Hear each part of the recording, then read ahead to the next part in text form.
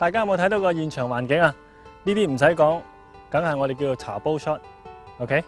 咁都幾 trouble 嘅喎，因為呢度完全係 downhill slope， 前面好大個水池，企喺好近 ，OK？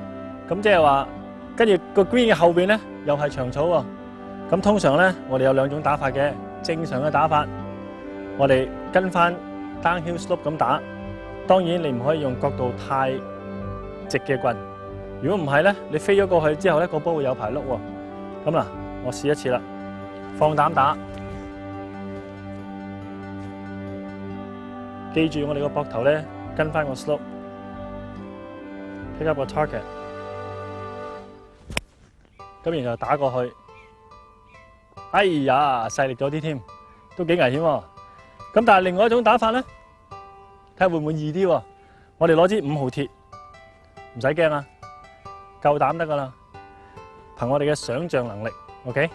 但高爾夫球呢個遊戲咧，其實係好講 creative 嘅。我哋就利用個水面，睇下可唔可以咧蜻蜓點水咁樣跣個波上個果嶺上邊，睇下個效果會唔會好啲。Downhill slope。